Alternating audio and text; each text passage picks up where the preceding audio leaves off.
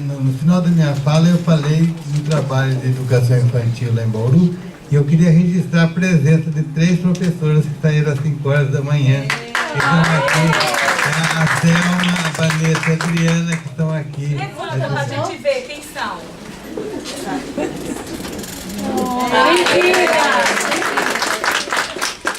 Eu gostaria de dizer só uma coisinha, que há 10 anos nós estamos arando a terra e plantando as sementes que o professor Clodoaldo está fomentando em nós. E hoje aqui nós vamos buscar o adubo.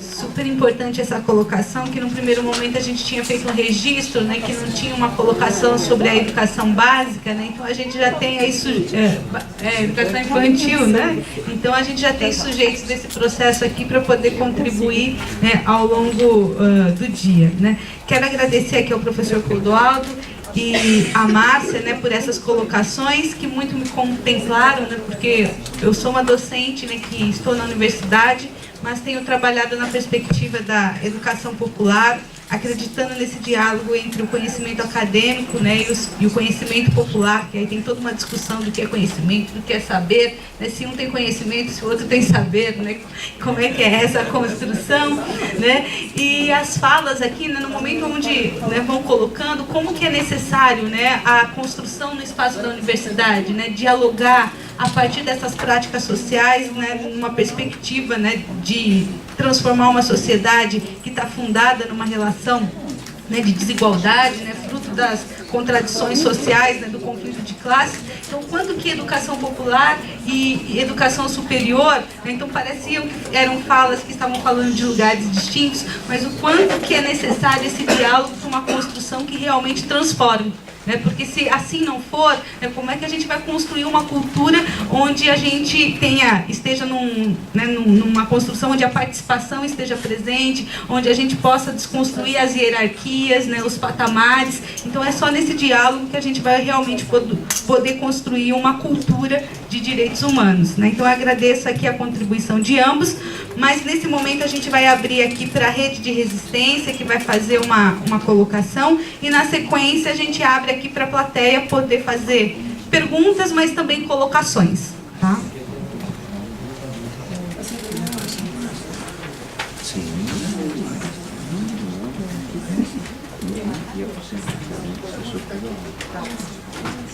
Aí o é o melhor lugar. Gente, boa tarde, bom dia ainda ou boa tarde? Nem sei mais. Boa tarde. Meu nome é Fernando, eu sou da Rede de Proteção e Resistência ao Genocídio da Juventude. E de antemão já quero aqui agradecer ao espaço, porque foi uma construção também, né? Não estava previsto inicialmente, mas a gente foi, estabeleceu o diálogo e conseguiu essa oportunidade de vir apresentar um pouco da experiência que está nascendo, né? Tem mais ou menos uns 18 meses, não, menos, um ano e pouquinho, dessa iniciativa que ela está se espalhando pelo território da cidade de São Paulo, nas periferias principalmente, na periferia do centro da cidade também, e na região metropolitana. Eu vou fazer só um breve resgate aqui, porque a gente ficou, enquanto rede, sabendo desse processo da construção do Plano Estadual de Educação e Direitos Humanos, na primeira grande reunião que a gente fez lá no território, em Perus, na Quilombac, que a gente ficou sabendo e a gente se mobilizou para ir na audiência que aconteceu no Céu Paulistano. E lá a gente já teve essa experiência que já foi colocada aqui, desse enfrentamento, dessa disputa. E a partir disso, a gente foi para a LESP também, na audiência final que aconteceu lá, e a gente, enquanto rede, conseguiu articular com o MTST um acampamento específico, sim, da cidade, para uma ocupação, né, para que eles também fossem participar e fazer a disputa, né, que a gente sabe que essa disputa acirrada, e se deu essa disputa no auditório contra esse outro grupo, que é o Direita São Paulo. E foi muito difícil, a gente era minoria naquela situação, mas a gente se fez presente estrategicamente para mostrar que esse plano estadual de educação, ele não está sozinho, né? Ele tem a participação popular. Tinha gente da rede e tinha gente do MTST e de outros grupos também, né? Bom, essa rede só tem sentido porque ela é uma rede de afeto e de emoção, como eu pude sentir aqui na fala da professora Márcia Guerra, né? E a gente sempre tem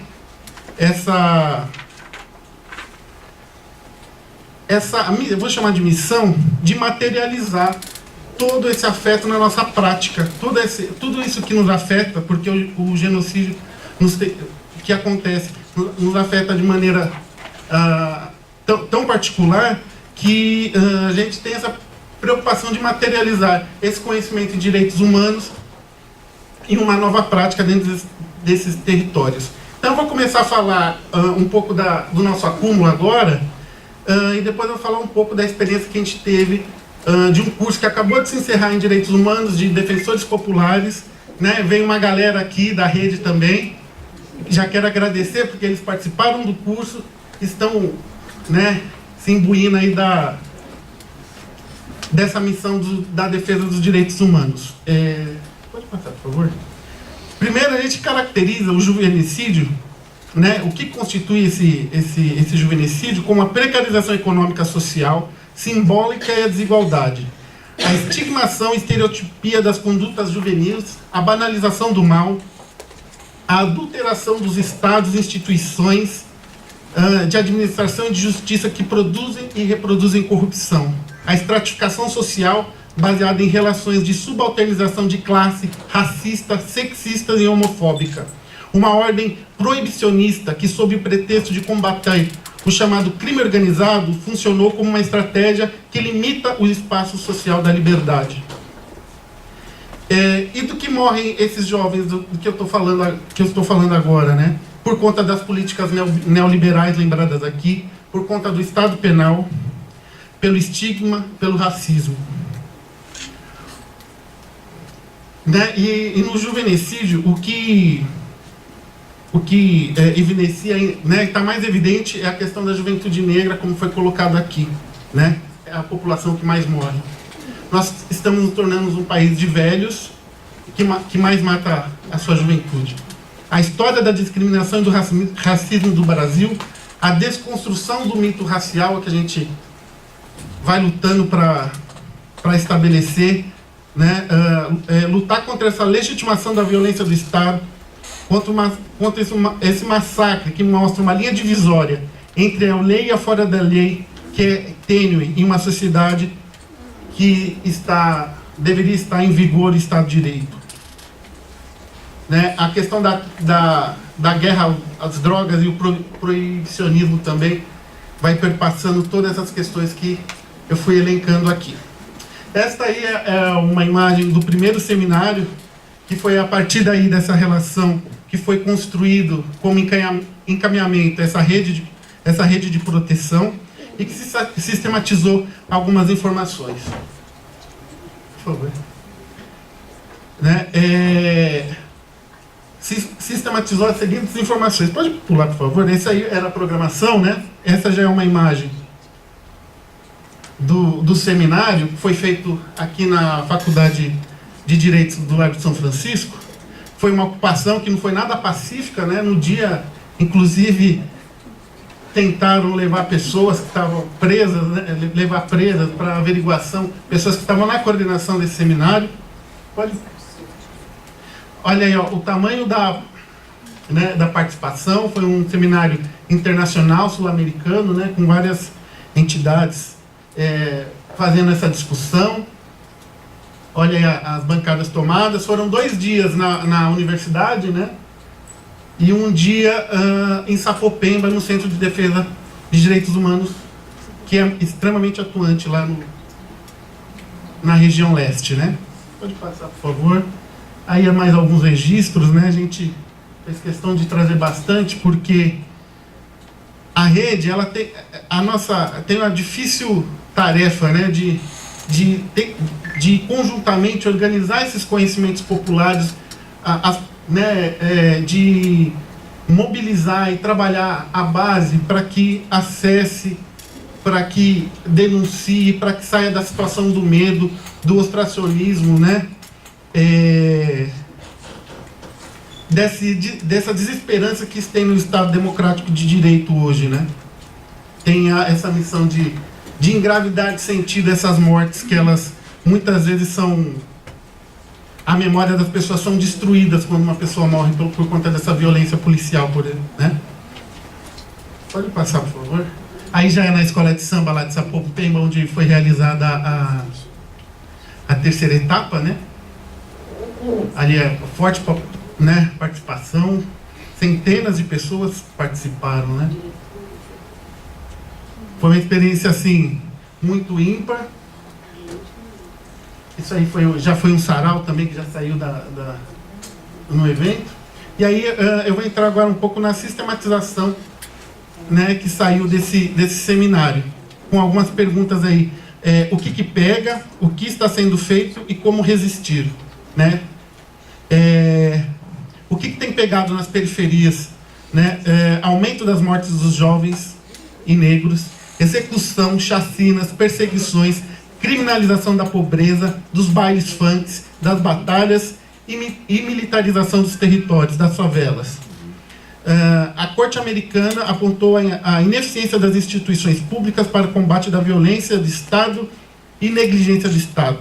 Morte pelo tráfico, pela PM, pela GCM, e indícios de que há milícias, né? Para não falar que há milícias.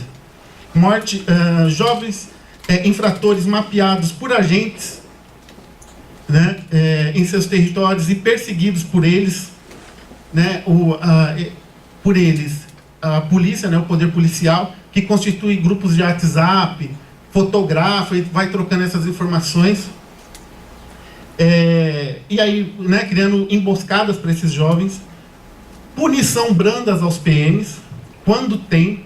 A gente já tem um caso agora que a PM foi absolvida, né? Eu acho que depois, quando o pessoal for entrando aí nas redes sociais, vai poder ver mais um exemplo disso. E a naturalização da morte, que é terrível, né? E o que está sendo feito e como resistir? O fortalecimento dos movimentos sociais e culturais, das organizações de base e associações dos territórios, tudo né, nessa perspectiva da autogestão, estratégias locais de mobilização de popular, fórum local, né, fortalecimento de encontros temáticos, aulas públicas, seminários e debates sobre direitos e cidadania, proteção a vítimas, familiares e testemunhas. A gente está nessa discussão também, né, da precarização do PPCAM e do Provita. Participação popular no júri, né?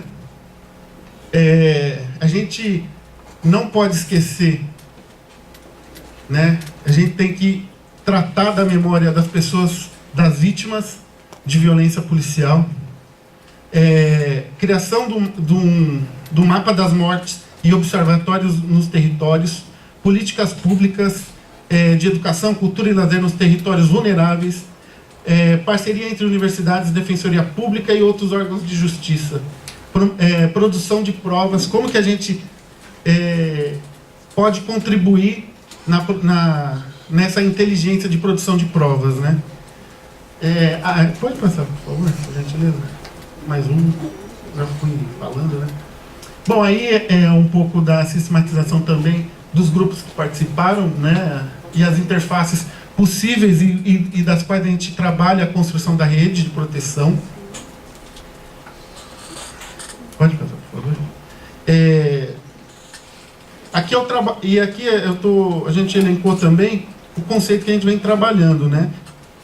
De rede. O que é o trabalho em rede para a gente, né? Que é um conjunto heterogêneo de iniciativas e recursos formais e informais disposto para atender necessidades e interesses de um grupo e da sociedade. Uma estrutura participativa, aberta e com autonomia entre os indivíduos e organizações que são agregados por laços formados em torno de valores e objetivos compartilhados, sem que as partes percam sua identidade.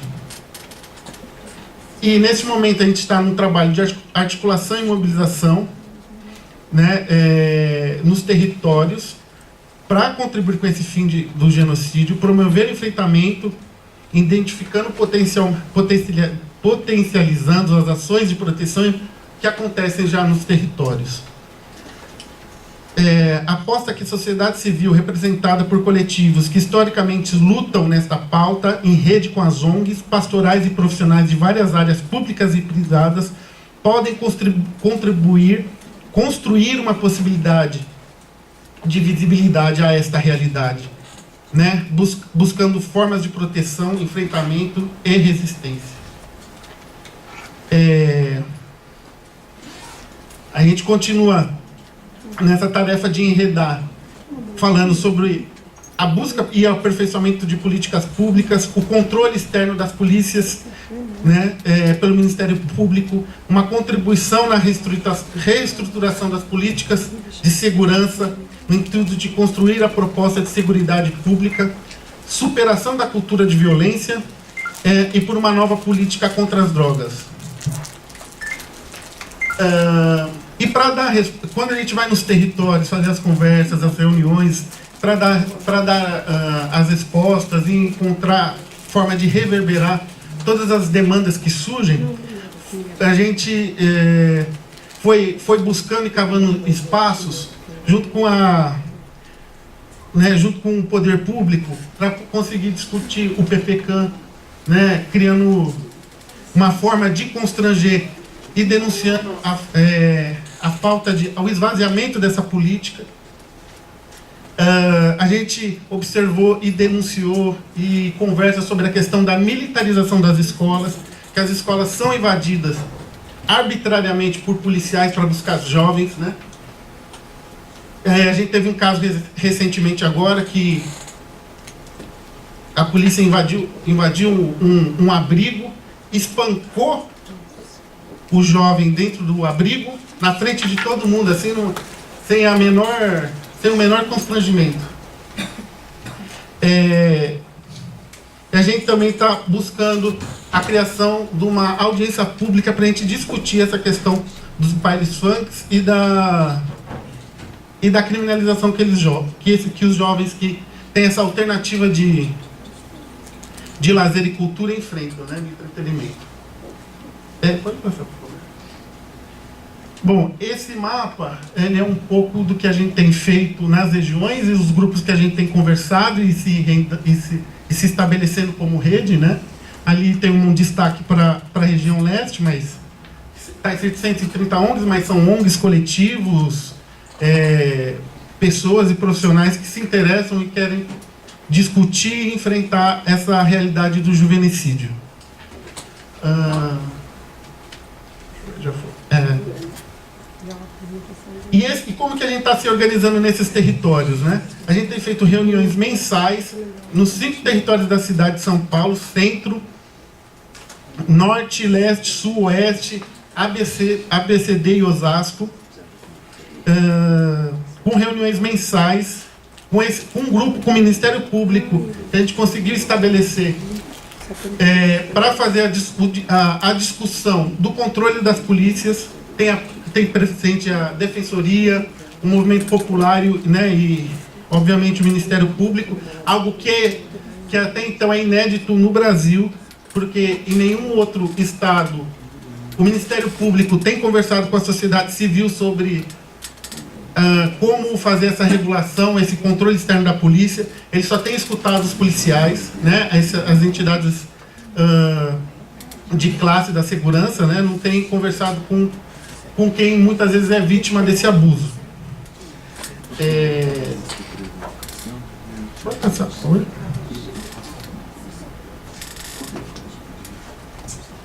Essa é uma das imagens de uma reunião do grupo, né? Isso aqui é uma reunião de um grupo de comunicação, né, realizada aqui no centro da cidade, que a gente está discutindo todas as estratégias de comunicação, de como cada vez mais utilizar as ferramentas sociais para denúncias, para acúmulos e sistematização do que a gente tem produzido. Essa é uma das rodas de conversa na Zona Norte, né? Pode passar, por favor. Essa foi uma outra reunião grande que a gente fez. Pode passar. Bom, aqui 5 de agosto, está documentado. Aqui que a gente ficou sabendo da existência do plano e foi nesse momento que a gente resolveu entender ele como estratégico também para a nossa participação. Por favor. Esses aí são os convites que a gente tem feito e espalhado via WhatsApp, que tem sido uma ferramenta muito importante para a gente fazer as mobilizações nos territórios. Essa é uma imagem da paróquia Santo Mártires, lá na Zona Sul, né, na Jardim Ângela, uma reunião. E essa é uma reunião que a gente fez em Taipas, né, nos territórios, aí, né, a mobilização popular, a galera indo para discutir essa questão das violências. Essa também é na Zona Norte, né, lá no Elisa Maria. Essa é uma reunião que a gente fez aqui no centro. E a partir de todas essas reuniões, pode ir passando, por favor, a gente vai colhendo informações, vai trocando informações e vai estabelecendo planos de como atuar, né? Sempre evidenciam as violações dentro desses territórios periféricos, e aí a partir desses mapeamentos a gente consegue planejar ou então pensar alguma ação para tentar tratar dessas questões de maneira coletiva, de modo que essa coletividade seja uma proteção para as pessoas, né? Porque a gente sabe que o medo e a insegurança de pessoas que sofreram essas violações de direito é muito grande por conta da falta de canais seguros de comunicação, né? Dessas violações para a polícia, a falta de credibilidade que hoje, né, rodeia todo esse estado. Pode passar, por gentileza. Aí mais uma imagem de um convite de reunião, né, da Zona Oeste. Foram...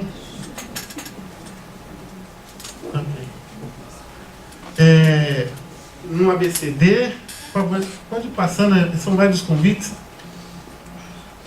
Pode passar, por favor. Isso aqui foi um ato que a gente fez na periferia, no local de morte de alguns jovens de 13 anos, né, que a rede tomou ciência, a gente estabeleceu um diálogo e a população, inconformada com o que aconteceu, porque os jovens estavam na calçada e foram alvejados pela polícia, a gente, para trabalhar e evidenciar toda essa questão, a gente conseguiu construir, com a participação da comunidade, esse ato de repúdio ao que aconteceu, né? Pode passar, por favor. Pode passar. Aqui a gente é uma questão que é muito importante para a gente, porque é o que a gente começou a trabalhar como formação, que é justamente através da parceria, de um diálogo que a gente conseguiu com a EDEP, construir um curso de formação em direitos humanos que contemplasse essas questões que eu fui colocando aqui, que trabalhar ferramentas de mapeamento coletivo, com software, com toda essa questão mais tecnológica, para que a gente tenha uma base de dados e uma cartografia social, para que a gente, quando vá para esses debates, junto ao Ministério Público, no GT com a Defensoria, a gente vá munido de informação para fazer os confrontos. Porque sempre quando a gente ocupa um espaço, a gente escuta que tá ruim, mas não tá tão ruim assim. Mas a gente chega com a informação, não tá tão ruim, tá pior ainda do que a gente pode imaginar. Só pode pular, por favor. Esse aqui é um dos processos que a gente fez, né, onde a gente foi confrontando as manchas de assassinatos pelo poder policial, pela força policial, junto com os coletivos e as políticas públicas formais, né? Então, são ferramentas importantes para que a gente continue nas discussões e nessa nova inteligência que a gente está tentando produzir junto com os movimentos, né, para enfrentar essa questão do genocídio. Pode passar, por favor? Aí são as reuniões, que a gente já pode concluir. Quem quiser pode me procurar. Meu nome é Fernando. Quem quiser pode me procurar, eu vou ficar aqui até o final da plenária. Tem a página da rede também, quem quiser quem quiser entrar em contato no Facebook, Rede de Resistência ao Genocídio, e a gente vai estabelecendo as conversas e vai aprendendo como construir, porque essa é uma rede que está se fazendo e constantemente a gente tem atividades pela cidade e a gente pode ir reforçando, se enredando e ver o que acontece aí, tá bom? Eu agradeço muito a atenção de todos e uma boa tarde.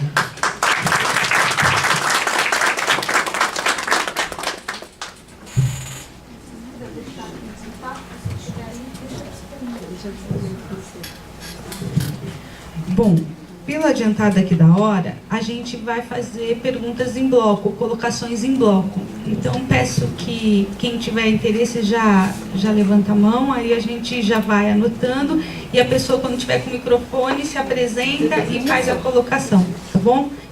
Então, vamos lá na sequência.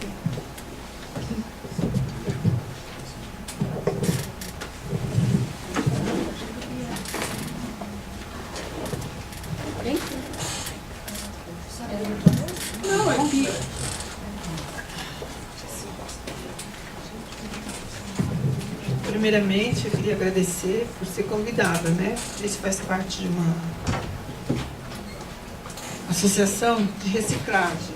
E eu também eu comecei a entender por que a gente foi convidado. Nós temos uma região muito carente. Eu estava lendo aqui na página 57, eu entendi, eu queria saber como eu faria, como presidente da associação, de trabalhar com reciclagem, junto à prefeitura e com Pão de Açúcar. Eu queria saber como a gente pode fazer para melhorar lá uma assistência social, pelo menos uma área de lazer. Eu moro em São Paulo, eu vi aqui, mas parece que eu moro no sul da África. Não tem nada. Então foi o qual que eu fiz essa associação lá para ver se traz alguma coisa. Lá não tem área de lazer, não tem os postos de saúde, não tem rua, só tem, né, dificuldades. Muito, né, drogas, enfim, que até morreu uma pessoa que trabalhava conosco com droga, a gente não conseguiu fazer nada, morreu assim, do nada, usando esse negócio, né? Então a associação está lá, o que vocês, que é da Condep, que eu estou conhecendo agora, tenho o prazer de conhecer, poderia nos orientar para fazer lá, para melhorar lá a situação, para não ter tanto problema que eu estou vendo e que vocês fazem direitos, lá não está tendo não, porque lá a gente não tem nem infraestrutura, não tem esgoto, é céu aberto, as crianças já estão fumando com 6 anos, cigarro, por enquanto que eu vejo, né? Não tem um lugar para brincar, não tem uma pracinha, não tem nada. É o deserto do Saara, mas lá ainda tem as areias, né? Lá não tem nada, só coisa ruim. Tá? É só isso que eu queria perguntar, e eu moro muito longe, né? Mais alguém?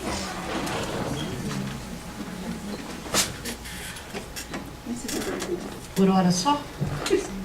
Perguntou sim, querida. Ela falou, eu não sei se eu perguntei direito. Você perguntou muito direito. Todos nós entendemos o que você falou. Obrigada. A gente fica meio nervosa, né? Não, tá certinho. Até tem aqui o cartão. Qual o seu nome, querida? Marlene. Dona Marlene, primeiramente, o que a senhora colocou, todos nós ouvimos e compreendemos muito bem. A senhora colocou com muita transparência aquilo que a senhora queria colocar, né? A senhora colocou todas as dificuldades que a senhora sofre no seu território, juntamente com os direitos da criança e do adolescente, na realidade, com as crianças e adolescentes da sua região. E é muito importante quando a senhora... Onde que é mesmo essa... Na Zona Leste, Jardim Adutora, perto de Santo André. Certo. Inclusive lá, a polícia, com todo respeito, né? Entendi. Né? Então, dizer, dona Marlene, o seguinte, que nós aqui de Direitos Humanos, nós estamos junto com a senhora para a gente pensar, né? A gente pode sim, nós também somos militantes, todos nós que estamos aqui, nós somos militantes. Nós lutamos, assim como a senhora, para que a prefeitura possa fazer de fato e de direito os direitos sociais através das políticas sociais, ou seja, uma área de lazer. É super importante a gente discutir, inclusive, a gente pode pensar numa audiência pública, ou uma audiência popular, para que a gente pense quais são os principais problemas da sua região e quais são as estratégias que nós podemos encaminhar, né? Tendo em vista que nós precisamos do orçamento de Estado para que faça a política obrigatória que tem que estar nos nossos bairros, enfim. Então, isso que a senhora está colocando é importante, e a gente pode pensar assim, inclusive, nós temos um curso chamado Nós Quem, né? Só para a gente entender Nós Quem. O Comitê Estadual de Educação e Direitos Humanos fez vários cursos de educação popular em direitos humanos. E aí, dona Marlene, parte desse curso, ele é teórico, e a outra parte é de intervenção social. O que é uma intervenção social no conceito freiriano? É construir estratégias junto com aqueles que moram naquele bairro, literalmente, né? Então, nós, por exemplo, eu, Márcia Guerra, eu não posso levar, exemplo, uma UBS, porque eu não sou a governadora, eu não sou a presidenta, mas nós podemos levar roda de diálogo para a gente encontrar estratégia de reivindicação, de articulação, ou de até alguns projetos que a gente possa desenvolver lá, em parceria com algumas ONGs que tem lá. Zona Leste, nós temos um importante centro de defesa de direitos humanos, liderado pela Valdênia Paulino, pelo o doutor André Alcântara, pela Sheila e tantos outros companheiros, lá da Zona Leste, o próprio DEM, a Iracema, enfim. Então, vamos pensar juntos, literalmente. Obrigada. Mais alguém gostaria de fazer alguma colocação? Perguntas? Não, está todo mundo conforme? Bom, aí se alguém tiver interesse, aí já vai erguendo a mão, a gente já passa o microfone para fazer as considerações finais aqui na sequência, se não tiver mais ninguém. Tá? Eu sou Regina, professora da rede municipal, sentada. Muito triste por não ter ninguém representante da educação básica, mas feliz por estar aqui e feliz por estar acontecendo, feliz por essa resistência. Está sendo ótimo, ótimo, ótimo. Estou anotando um monte de coisa, eu participo das promotoras legais populares na Zona Norte. E a gente fala muito de direito das mulheres, direitos das crianças, direitos dos idosos. Gente, por que as pessoas têm tanto preconceito quando falam essa palavra direitos humanos? A mídia... Desculpa. A mídia, né? Como fala mal, quando alguém fala a palavra direitos humanos, está falando direito das mulheres, direito das crianças. A gente fala direitos humanos, pessoas, né? Sem raiva isso.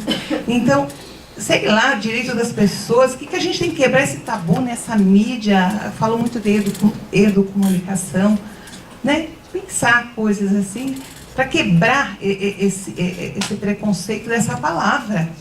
Como as pessoas têm. É uma resistência. Obrigada.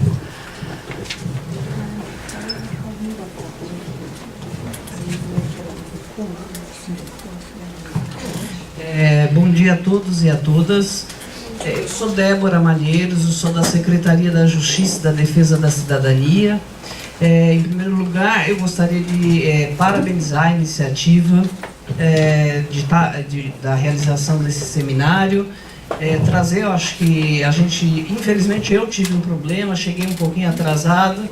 Acho que o doutor Márcio Elias Rosa ontem fez questão de enviar um e-mail para o CONDEP, um conselho, né, ligado à Secretaria da Justiça, do qual a gente tem muito orgulho do trabalho realizado pelo mesmo, e deixar, né, como a gente tem sempre conversado com o DEP, com a Nazaré, a Secretaria da Justiça está aberta, né, nesse processo de construção para as possíveis e necessárias articulações que se farão necessárias em todo esse processo da implantação do Plano Estadual de Educação e Direitos Humanos. Então eu queria de verdade registrar o orgulho mesmo que a gente tem desse trabalho todo que aconteceu e nos colocar à disposição para caminhar juntos aí. Mais alguém?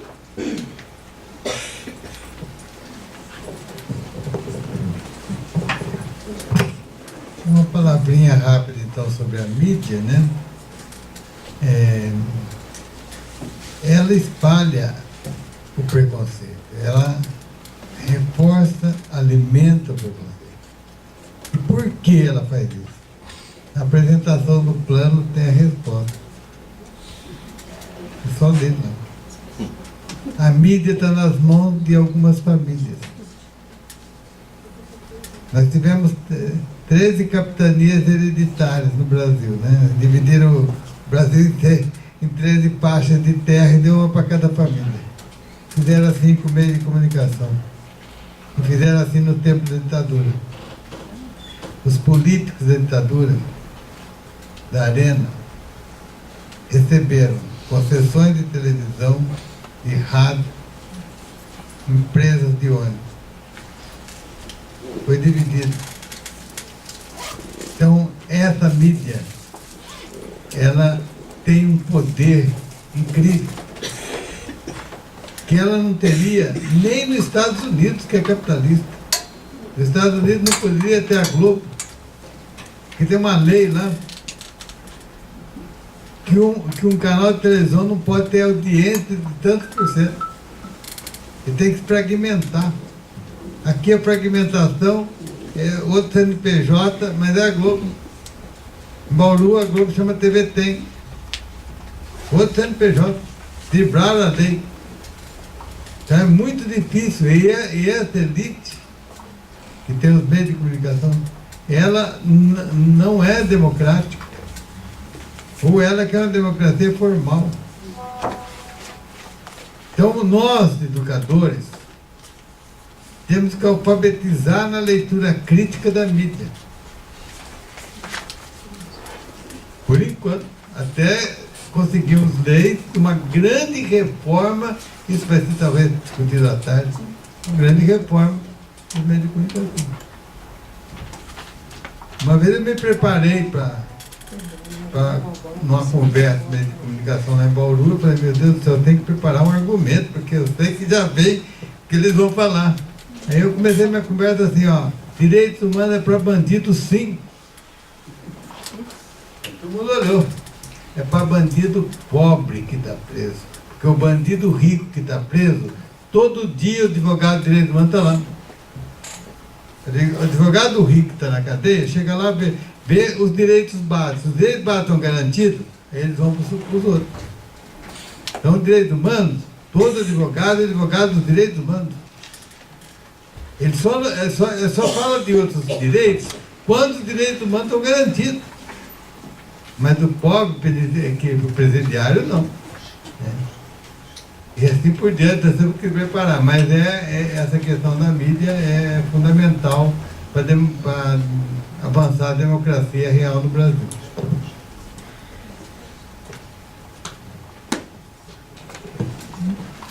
Tem mais alguma questão, colocação?